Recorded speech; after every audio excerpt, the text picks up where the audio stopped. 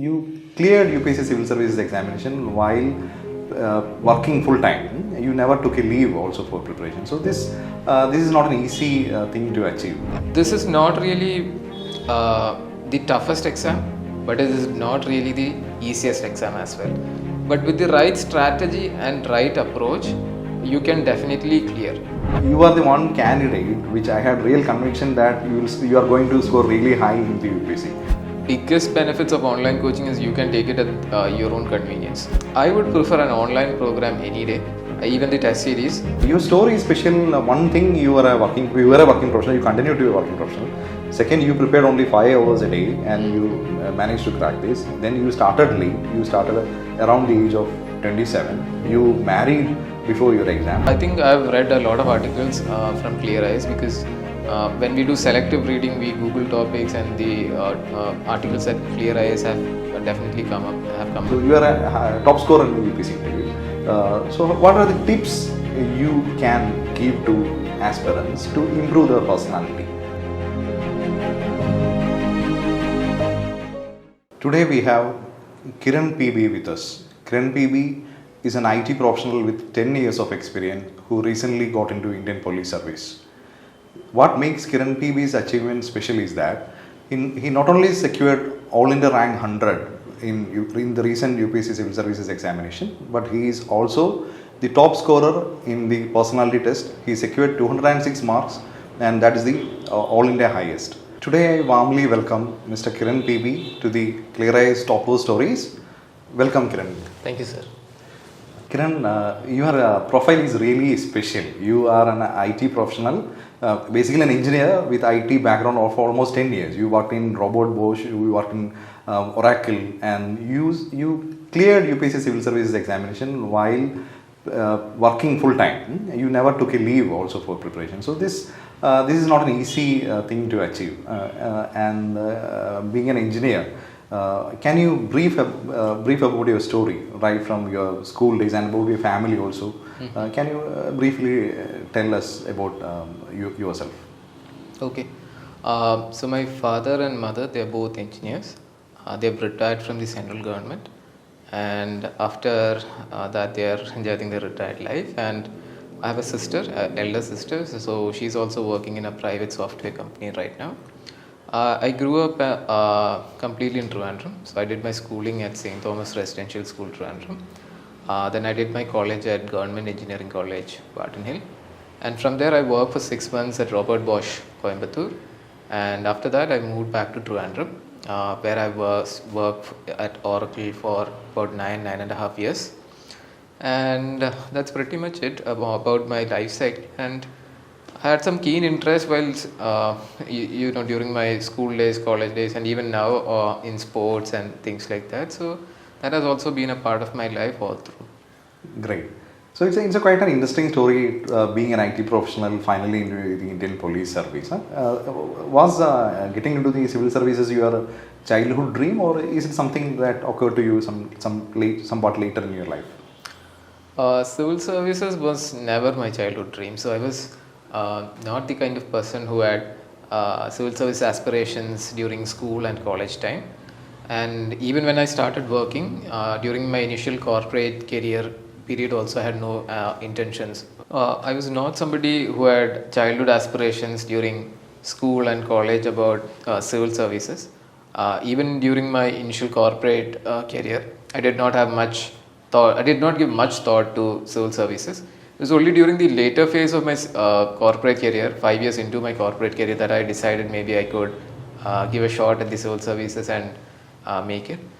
So one of the main reasons why I did not have this childhood dream was all the people that I knew or have heard about who have cleared the civil services or are in the so-called collector, commissioner posts are people who are like academically very brilliant.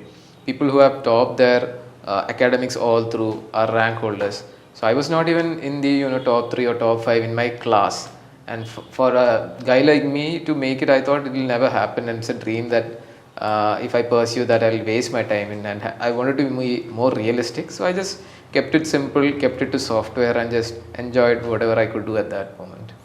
But you vested that with that only the most brilliant guys can crack this exam. Actually, you are brilliant, but as you said, like you were not in the top five, but you made it by securing a top rank in the UPSC Civil Service. Do you think? I mean, there are similarly. I think there are many myths associated with UPSC preparation. One thing is that it needs a lot of time and effort. I mean, many think that it takes years of effort to crack this, and one has to study like 10 hours, 15 hours per day. I mean, considering you as a working professional, what is your daily routine? How much time do you devote on a daily basis for UPSC preparation? As a working professional, time is at a premium. So definitely 9 hours of work, and outside of that, you have to find time to prepare. So I used to prepare on a typical weekday for 5 hours. So 3 hours in the morning and 2 hours in the evening. And I would also prepare in such a way that this 5 hours is not like dedicated to one subject. Maybe I'll study 5 different subjects, dedicating 1 hour each to each subject. And on weekends, mostly my test series practice and other topics catching up and all that will happen. So usually maybe 8 to 9 hours are spent for civil service preparation over the weekend. So that was how I used to divide time between the personal things, work, and then preparation. Great. That is quite an interesting insight. I mean, when you said like you only prepared 5 hours mostly on the weekdays and almost 8-9 hours in the weekends. Yes. And can you briefly explain about your daily timetable? Like what time you usually wake up and when will you go to bed and things like that? It may be trivial, but it's important for other aspirants to have some motivation. Mm-hmm. So I usually wake up at 5 a.m. in the morning and I would study for 3 hours, like 5 to 8 in the morning. Then I would work from 9 to 6. And I think one of the key things here is you have to work efficiently because you have to make sure by 6 p.m. you're done with whatever you have planned for the day and you don't have any spillovers. And then I might study from 7 to 9 or 8 to 10 for 2 hours in the evening. So this was my daily routine. And over the weekends, I think I would maybe wake up slightly later to catch up on sleep. And I would maybe spend 4 hours in the morning and maybe 5 hours in the afternoon to just study. That's it. Great. So that was really helpful. I mean, I believe your story will motivate a lot of working professionals who think that they may not be able to do that because they don't have the luxury of the time like full-time aspirants. But you have proved that, yeah, this is okay to have a job and the job also offers certain benefits. I mean, luxuries, certain advantages, certain benefits. It might be challenging at times, but can you highlight something on that direction as well? I mean, being a working professional, what are the challenges you face as a working professional? Same time, do you think is there any advantage for a working professional when they aspire for civil services? So definitely one of the biggest challenges is time because you don't have enough time to spend as a full-time aspirant. So maybe they study 10 hours to 9 hours on a daily basis, you just have 5 hours to 4 hours. So whatever time that you have, you must spend it on priority areas which will give you rich dividends in the exam. So that is one of the key things that a working professional has to deal with. And the other thing is the motivation aspect because the intrinsic motivation that we have should be really, really strong because you have different phases where you fail, where you have a lot of luxuries around you where you can afford them but you're still not availing them. Your friends might be visiting Europe and you are not going. So there are different things that you have to sacrifice and these sacrifices can only come if your intrinsic motivation is really high. So I think the motivation aspect is also important and definitely social life takes a big hit. You can't really hang out with your friends as you used to every day.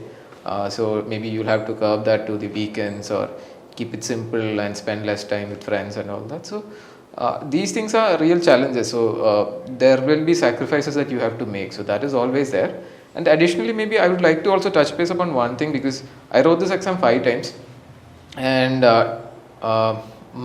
nobody at work knew about this. So there are 2 reasons why nobody at work knew about this. It was only during my last attempt when I needed leaves that I disclosed this even to my manager. So the reason why I never told this to anybody at work was you will be judged based on that. So even if you work efficiently, they might think, oh, there is room for him to do more and he's doing UPSC preparation. So they might judge you based on that and maybe even load you further and take away your preparation time. That's one aspect.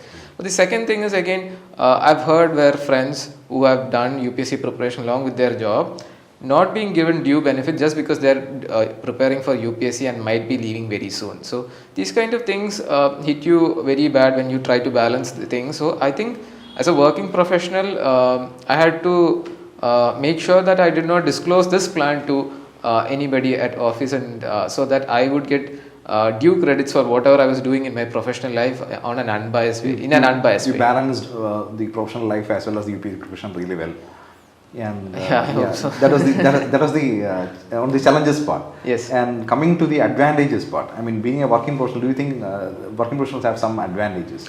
Yes, I definitely think working professionals have a lot of advantages. So from my own perspective, I think a couple of things that really the profession or the IT career gave me was basically I started answering to the point. So in a lot of UPSC questions, I've heard that the candidates do not address the requirement of the question. So being a working professional, I've had interactions with many higher officials who do not have much time. So when they give you 10 to 5 minutes of time, they want it bang on the bug. They don't want to beat around the bush. So they want to cut through everything and just get to the core of it.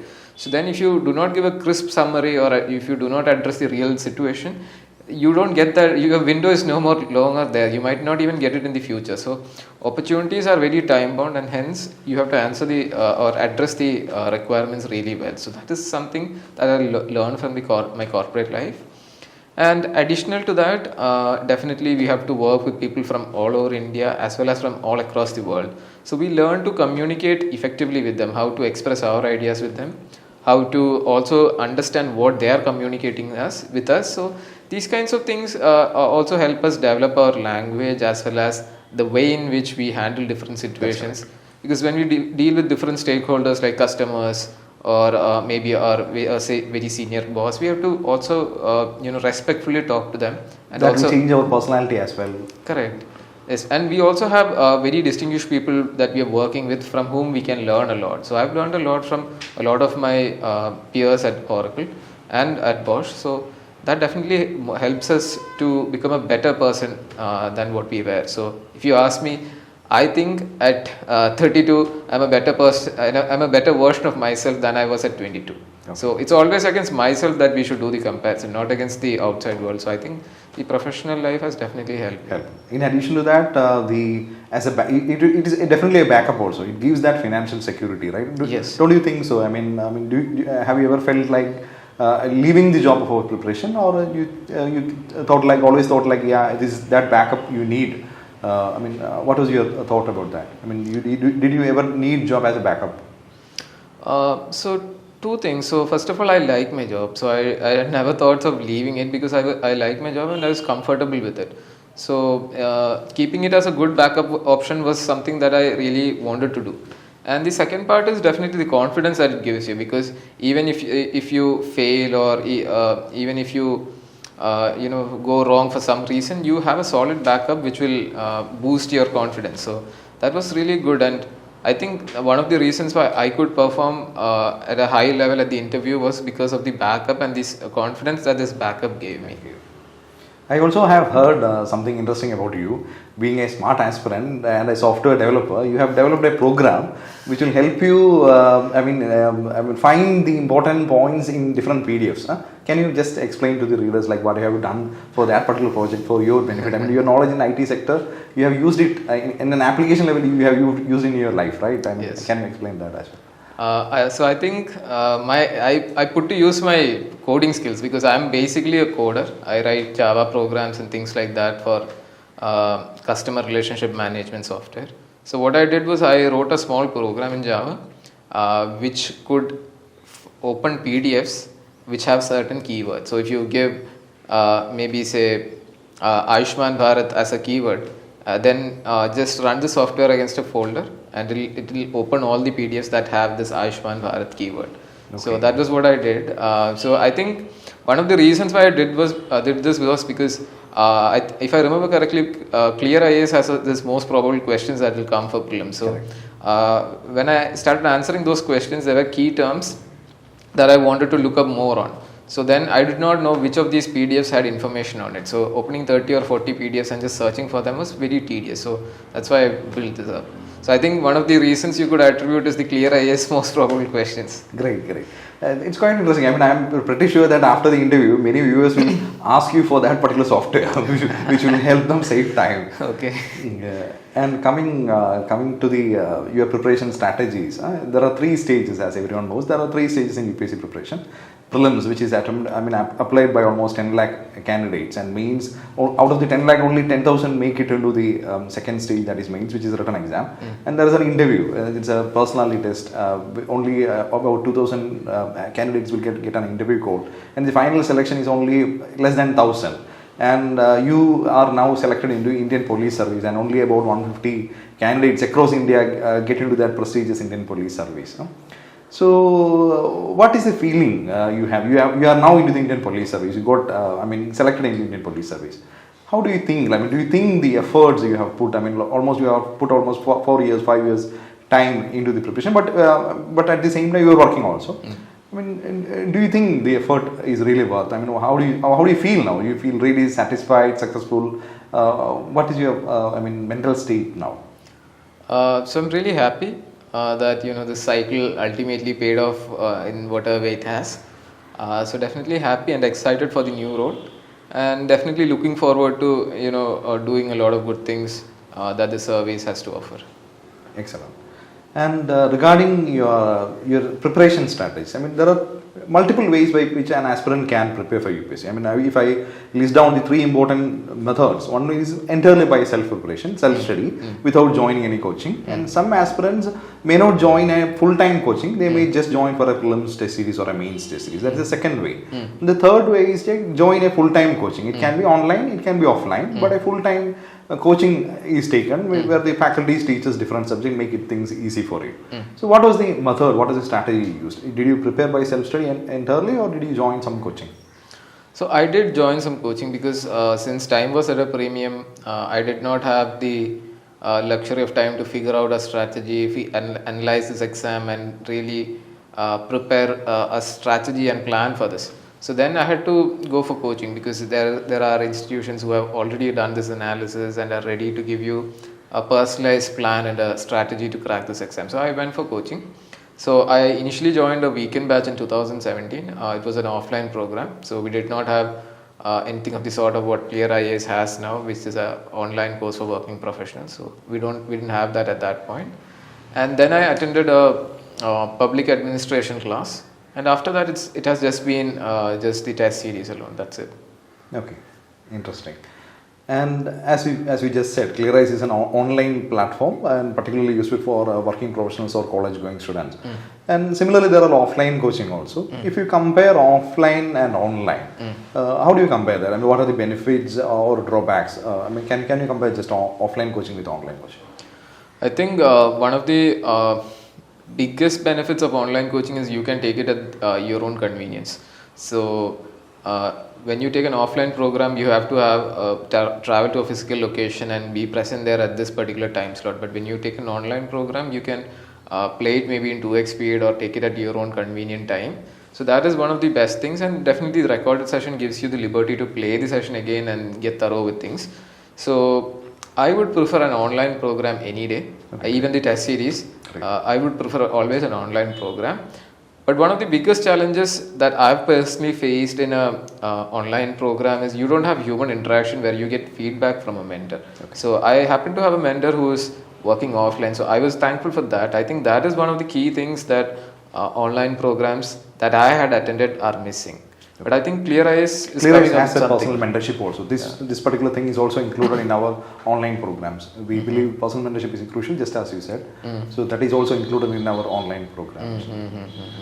So you feel that, I mean, you when compared to recorded classes and live classes, so you personally preferred record classes because you can attend at your convenience. Correct. So one of the other reasons is I personally feel that whatever we have to learn for the UPSC is not really very tough as such. It's not like difficult to understand or something. It's just that there's a sheer volume of things that you have to know, which is vast.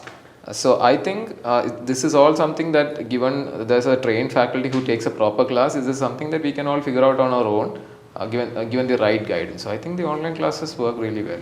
And you do you feel that, I mean, as in, if a new aspirant comes to you and if he is doubtful whether he can succeed entirely by online preparation, do you advise that yes, that is possible, or do you say that yeah, some sort of offline is also needed? What will be a take on that?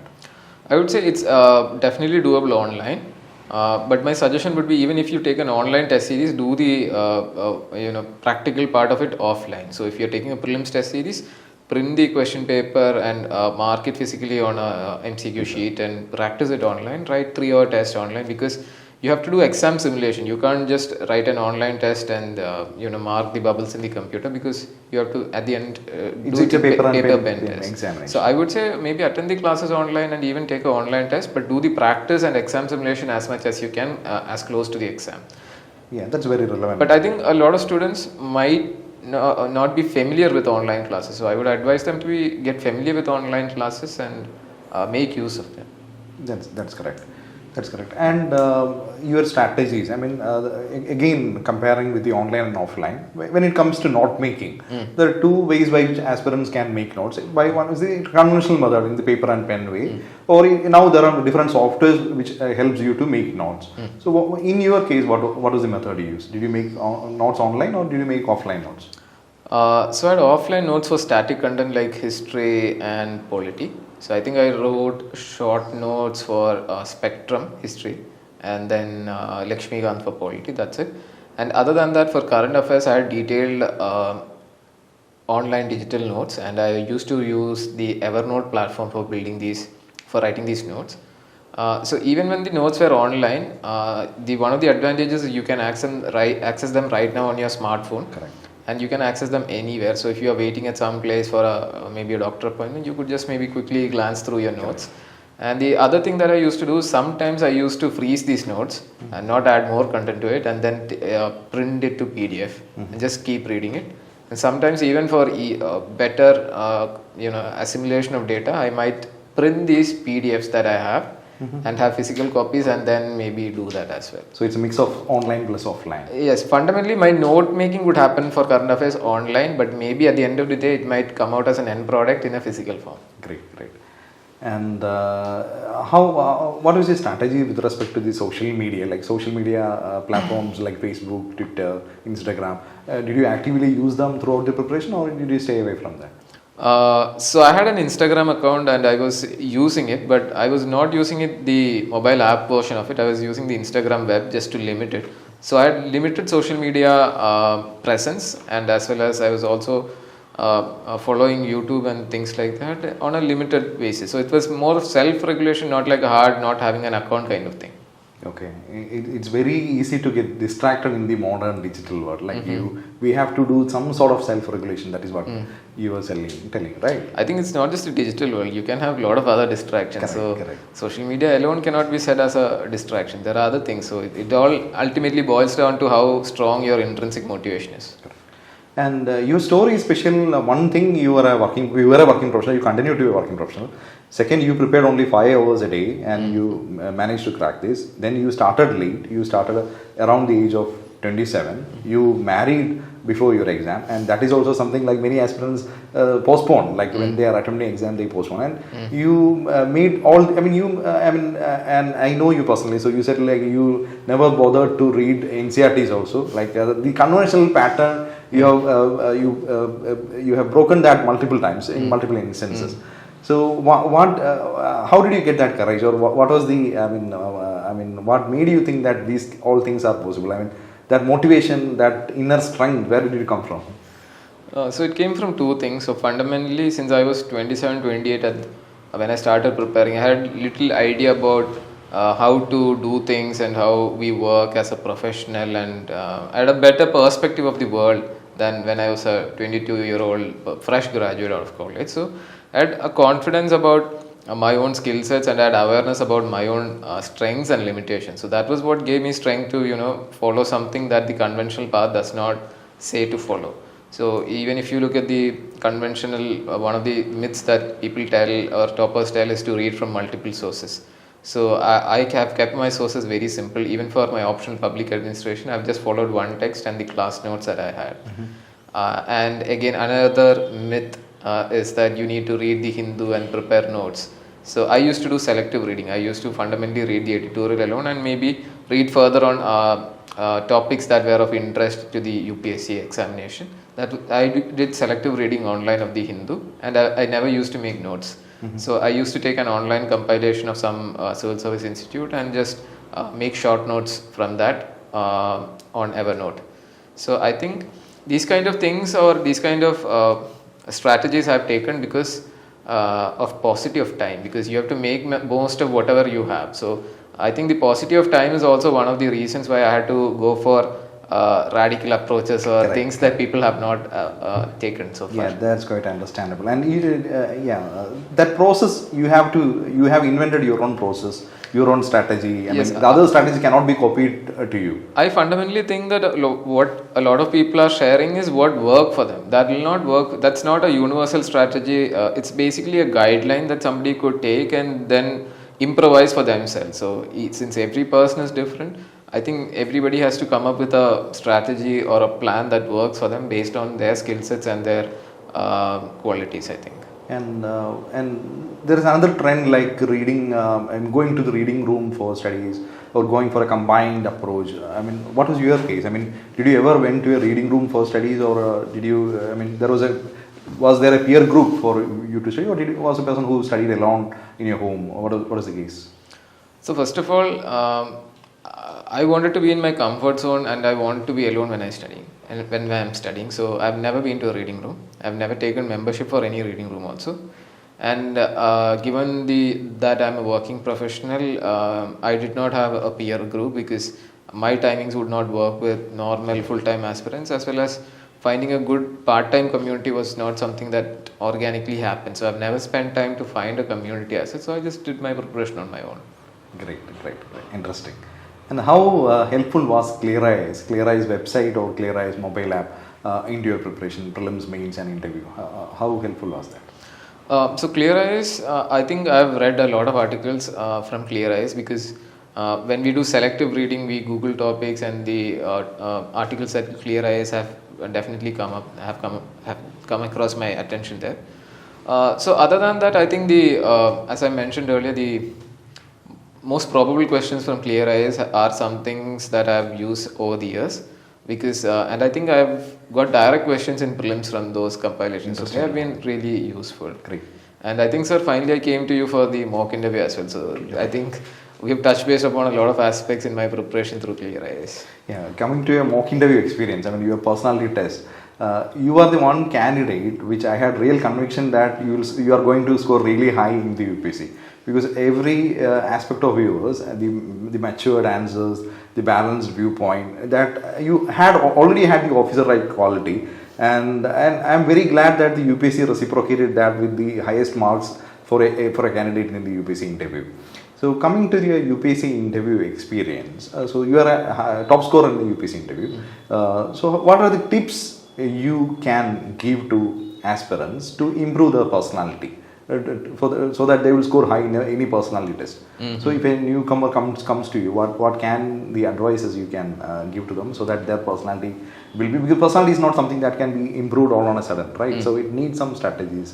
So what do you think? Like, I think the opportunities that I had got during my initial school and college days with respect to extracurricular activities is one of the things that has made a huge impact in my life, because I was basically a sports guy. I was not into arts and culture and those kind of things, but I was basically a sports guy.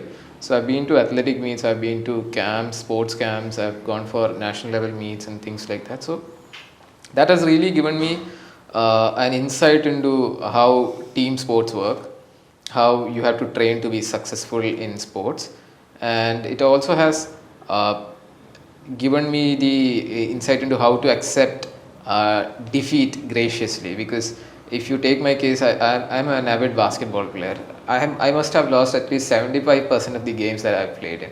So there will be an initial disappointment when you lose your first couple of matches, but gradually you get over it. Then you start making preparations for your next match, and you try to see how best you can improve, or even lessen the margin by which you lose. So that has really taught me a lot of life lessons, I would say. That has really improved a lot of things for me. So when I joined the corporate world also, the sports background and the I was college basketball team captain. So the leadership skills were also honed by these kind of opportunities that I had. So to people who are trying to develop their personality skills, I would say outside of your academics, pick up other things, train for them, participate in competitions, and then even if you do not get a prize or a medal, that's okay, but you have the participation actually is a transformative process in itself, and that's why arts and sports are really emphasized in schools and colleges. So I think that is one of the best ways through which you can develop your personality. Yeah, to summarize, the way to improve personality is to stop being bookish and to go extracurricular into arts and sports. Correct. So I would say focus on your academics, at the same time also take up arts and sports along with that. Yeah, that's kind. Understandable.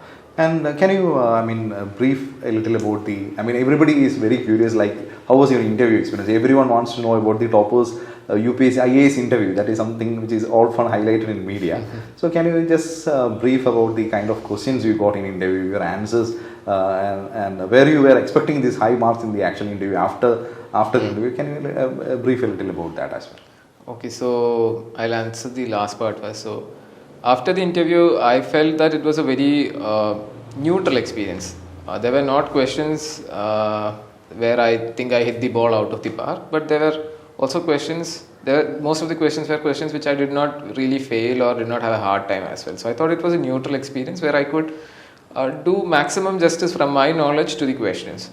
But when I spoke to a couple of people who had attended the UPSC interview prior to me, they said from the sounds of what you're saying and the responses that you've given, I think it's a positive thing. You must get high marks from the interview. So from their point of view, I thought maybe I'll get somewhere around the high marks, but not really the highest mark.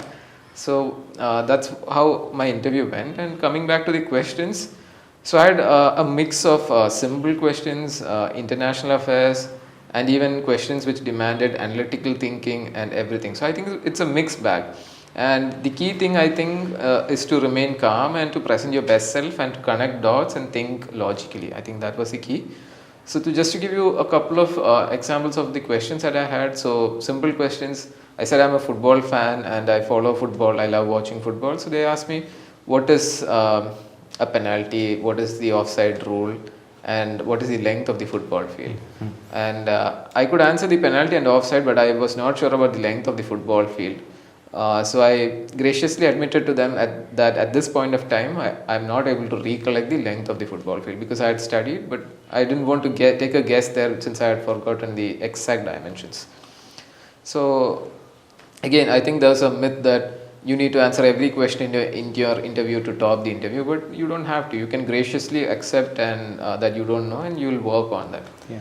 And some other questions were also from an analytical point of view, where they made me compare two of the companies that I work for. So I had worked for Robert Bosch and then Oracle. So they made me compare the work culture in a European and an American company, and then they made me compare, then they made me basically tell which one is the better one. So so I did not take a stand there. I did not say that the European one is the best or the American one is the best. So I basically highlighted to them the positive and the negatives of both. And I said it's a hybrid thing that we need to have. So that's how I stay balanced during that answer. And finally, what they did was they superimpose some of these characteristics in the European and American companies onto government. So that is something that I had to think and really connect the dots and give a good answer. So I think the UPSC interview made me think, connect the dots, as well as also they also checked my awareness because they asked about the Sri Lankan crisis, they asked about public administration. So a lot of things on different fronts they will ask you. But these are not things like very random or something, but they are questions that will test your capacities on multiple fronts. And we have discussed about the personality test, and now actually the results came after the personality test, right? So what was the reaction? Were you expecting at that time? You were anxiously waiting for the results, and how was the actual experience when you found your name on the final PDF? So I knew that the results would come in this particular week, but I was not really sure on which day they would come.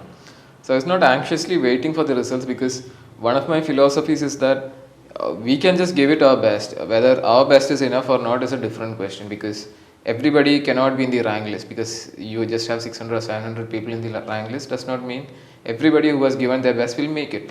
So the only thing within my disposition is to give my best, and I thought I gave my best in whatever time frame or resource constraint or whatever constraints that I had. So I was happy with that, and I had moved on with life. And on this particular day where the results were coming up, I was not really keenly following the results or looking up the UPSC website. And in fact, I was out with my father for grocery shopping when the results came out. So it was a pleasant experience, knowing that you have secured the 100th rank while in the grocery store. Great, interesting. And you said about your philosophies in life, right? I mean, you were a BTech graduate. You studied electronics and communication. Then you went into robot Bosch, and then you went into Oracle. Now you are into IPS. Huh? So and a bright future awaits you. Like, I mean, but your aspirations also change with time, right? I mean, how do you look at the future? I mean, how do you look at the future? What is your philosophy of life? I mean, and how do you see success? I mean, according to you, what is success in life? So to me, success is doing what makes you really happy. So I was happy in my software career, but I thought the things that I could do in civil service could make me a lot more happier, and the things that I'm doing outside of my software career were things which I thought a job in the civil services could give me as part of work. So that was why I chose the civil services. So for success, I think it's all about doing what you like and being happy doing what you do. So if you have this Monday morning blues where you don't feel like going to office, that might not be success. So it is basically about what you want to do and where you are and how content and happy you are with whatever you have. To an extent, success can be equated with happiness. Correct, I think so, because there is no point in reaching some place where you do not enjoy what you're doing. So correct. We have discussed success. Now let's discuss failure as well. Huh? But I don't know whether failure is a term that can be applied to civil services examination, because this is a selection and rejection process. So it's only, candidates can be selected only up to the number of seats available. No? But if a serious aspirant, there's another way of thought, like nobody fails in the civil services examination, nobody is a loser. Because he or she who seriously prepare for civil services, he gains a lot of knowledge with respect to diverse subjects. Also, he gets, that kind of mental state whether he can seriously prepare for something, even later in life also. So that is on the philosophical part of failures. But with respect to selections and rejection, this is the 5th attempt you got selected into civil services. 4th attempt, you failed to get selected. So I personally know you, and I know like you are a person who constantly analyzes the failures and try to improve and try to learn from the failures. And how do you see failures as yourself? So maybe I'll speak from an example's point of view. So in 2020, when I gave the prelims exam, it was the COVID year. So I was not physically fit, and due to those reasons, I think I was not able to give my best in the exam. So what happened was I had to park my car like 1 kilometer from the exam center and walk this distance, and by the time I had reached the exam center, I was already physically exhausted.